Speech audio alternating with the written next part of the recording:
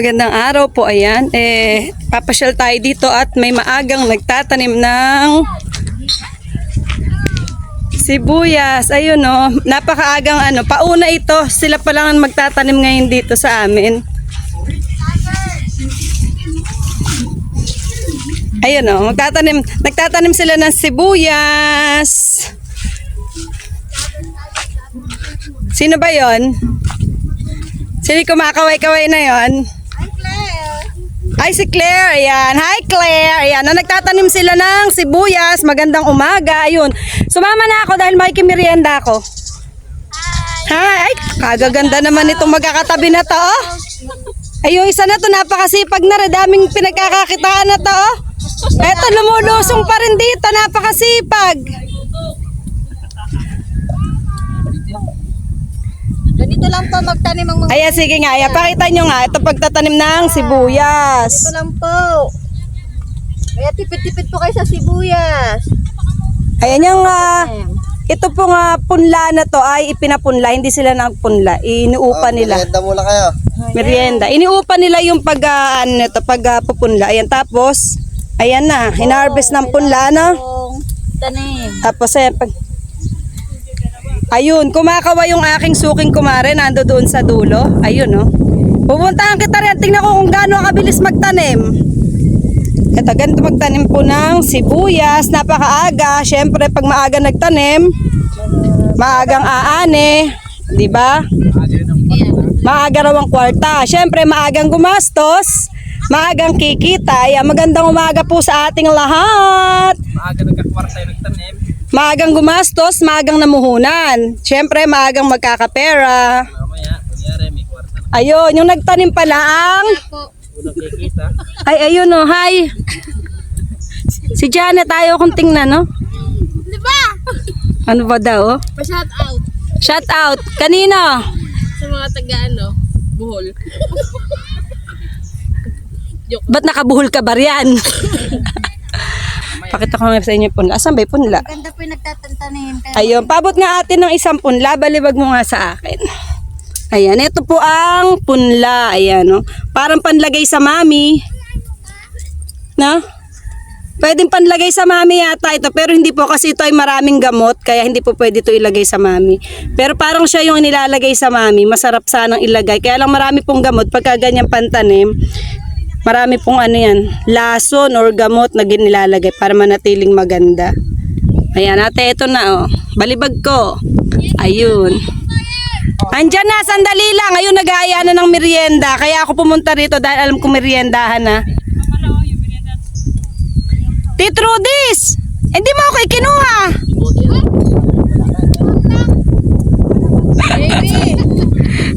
Bait ni Titrudis. Yun sa'yo na lang, hati tayo.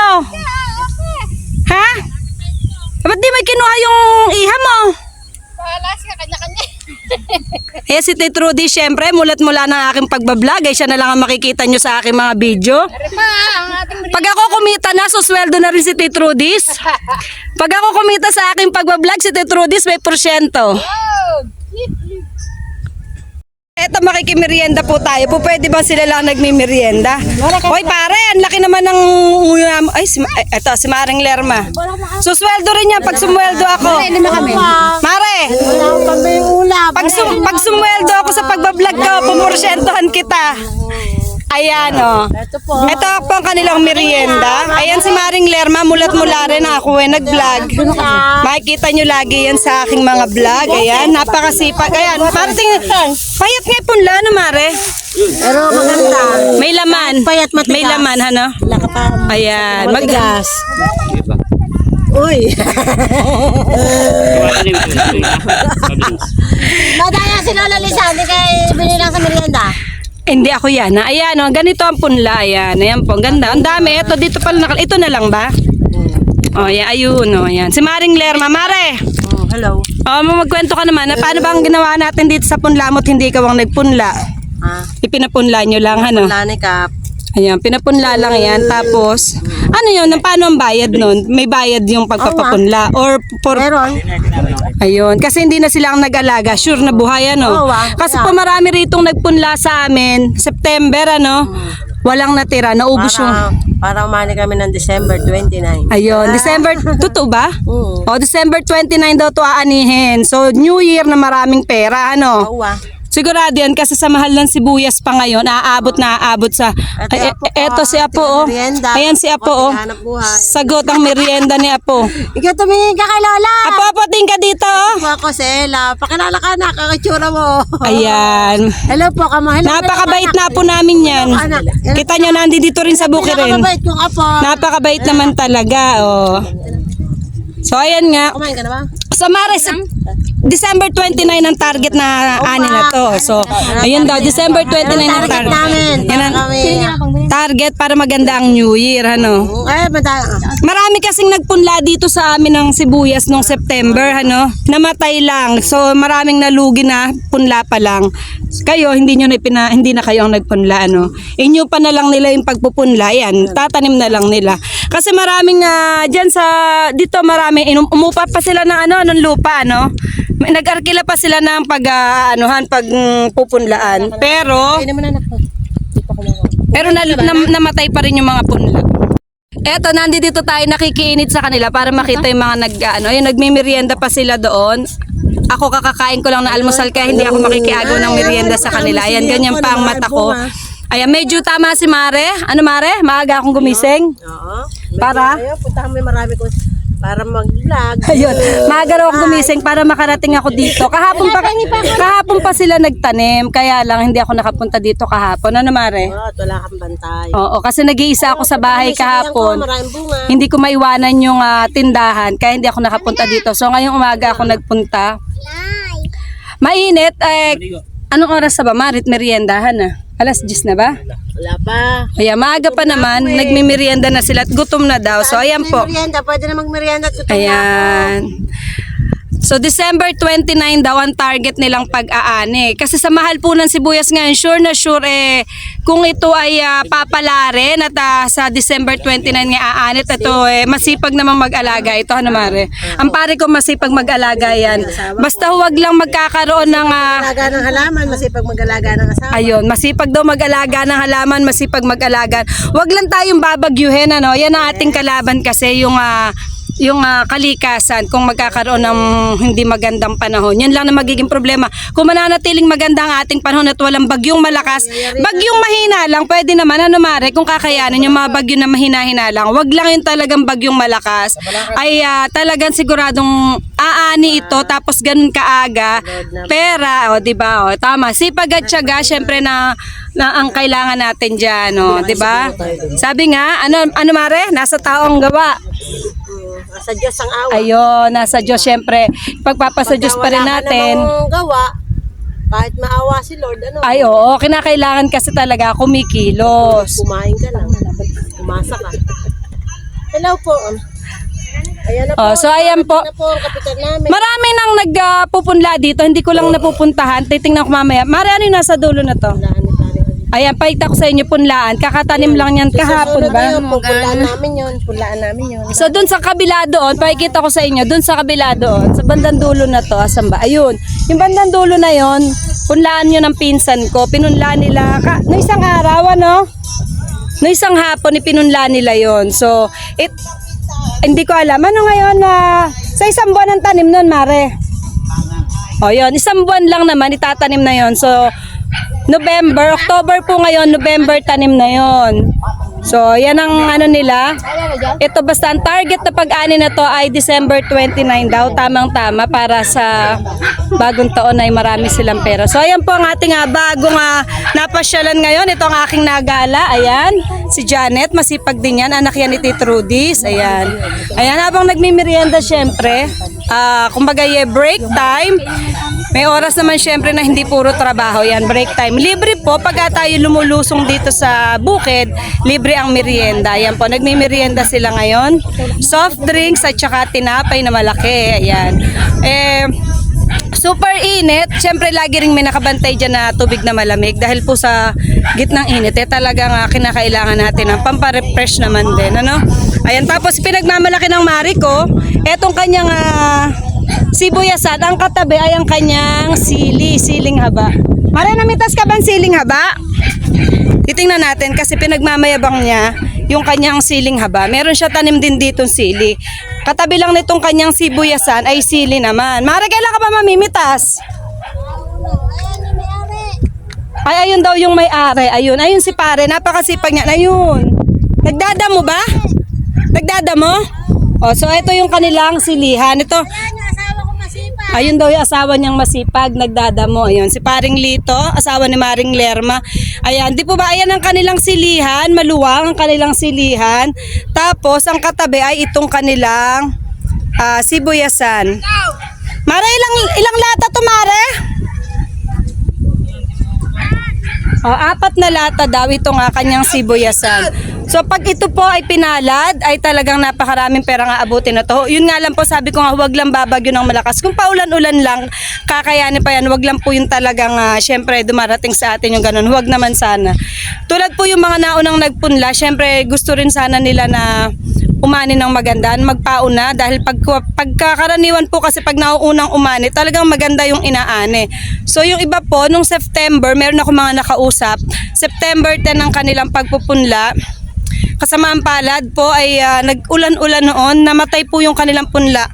Yung isang nakausap ko ay 16 or 16 na lata ng punla nila ay wala pa lang natira. Nung unang sabi nila siguro mga 5 lata na lang natitira. So hanggang bago po dapat na itanim ay wala na natira. Talaga pong ganun sugal po talaga yung paggugulay o pagtatanim o pagsisibuyas. Malaki ang puhunan. Ang presyo yata ngayon ng isang lata ay 2,500 isang lata. So yung kung makakasampung lata ka ay 25,000 agad yun. Yun po ay butong-buto pa lang. Hindi pa na pupunla yun, ipupunla pa. Pakikita ko po sa inyo kung ano yung itsura ng punla. Pupunta po tayo doon sa bandang dulo doon. Ayan po, ganyan po ang mga nagtatanim habang nagmamarites habang nagtatanim. Ayan. Ayan. Ayan, ganyan po habang nagtatanim ay kasama na ang pagmamarites. Asawa ko, ayaw naman akong batiin. Ay, ayaw kang batiin ng asawa mo? Ayun, nagdaan daw ang asawa niya, hindi siya binate. Diyos mayo, Marimar, parang hindi magkasama sa bahay, ano? Dumande asawa. Oh, tima na miss daw niya, oh. Dahil magkaiba sila na tinatrabaho ngayon, ayun si pare, oh, kasipag, oh.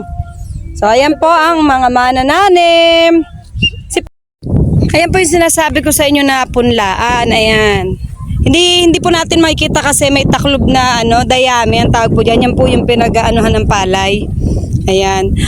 Pag po yan ganito po yan, malinis na ganyan. Tapos pag ibinubudbud nila yung buto, nilalagyan ng guhit na ganyan. Tapos nilalagyan ng guhit na ganyan. Tapos ibubudbud yung buto. Pagkatapos ibudbud ng buto, ayan, ganyan po. Syempre tinatabunan. Tapos lalagyan ng ganyan. Pagka medyo lilitaw na yung mga 1 linggo po o 7 araw, aalisin na yan kasi meron na yung mga nakalabas. Tatanggalin na yan. Ito po kasi for safety lang yata ito. Hindi ko po masyadong sure ay nilalagay ito kasi para hindi ba para sa safety ng buto na inilagay nila kasi malilinggit lang po yung buto niya na hindi ko mapapakita sa inyo, wala akong buto. Pero ang buto po niya na ay super liit. So dyan po nag-uumpisa yung itatanim na dito. Ayan. Ito ay sa pinsan ko po iyan. Ayan. Ewan ko ilan lata ba to? 5 lata yata ito, 6 na lata, yung ganyang kaluwang yung punlaan. So wala pa tayong makikita riyan kahit angating ko yan. Ang makikita lang natin dyan ay lupa. Kasi wala pang sumisilip dyan dahil pandalawang araw pa lang niya ngayon na nakatanim. Ayan, nakapunla, ayan. So ayan na po, ayun yung mga nagtatanim. Ayan nga po. Pinakita ko lang po sa inyo na ganito kaaga.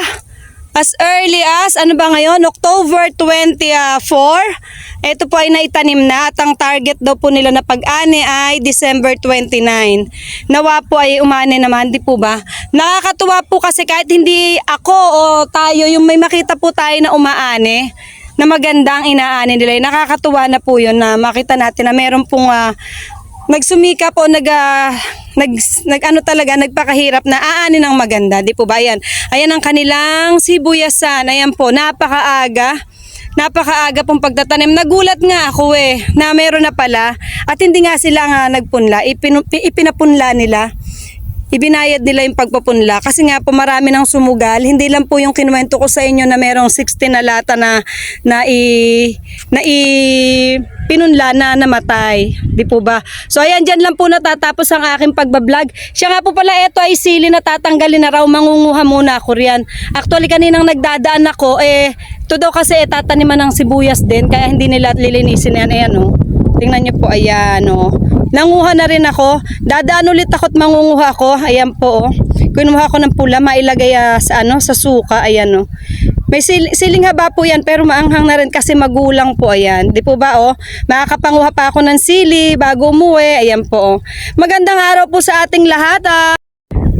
Ayan po, dyan po natatapos ang aking pagpunta dito sa taniman ng sibuyas. Ayan po, sila ang unang... wala pa po kasi akong alam na nagtanim dito sa amin. So sila ang unang nagtanim ngayon, kaya ayan pinakita ko sa inyo. At dyan lang po natatapos ang aking pagbablog para sa aking paglibot dito ngayon. Ako'y gumala para makita yung mga nagtatanim. Yung pong mga hindi pa nakasubscribe, please po, nakikiusap po ako, please subscribe naman po kayo sa aming YouTube channel, Bay Gala. Wow, paki-subscribe po, paki-like at paki-pindot na rin po yung notification bell para lagi po kayo updated para sa aking mga gala dito sa bukid o kung saan man po ako gagala o kung saan kami gagala. Ayan po ang aking paggala ngayon dito sa pagtatanim nila ng sibuyas. So, ayan po, magandang araw po sa ating lahat. Maraming salamat po sa mga lagi pa ring nanonood. God bless us po. Magandang araw po sa ating lahat. Mainit po ang panahon. Maganda ang panahon para sa nagtatanim. Magandang araw po sa ating lahat.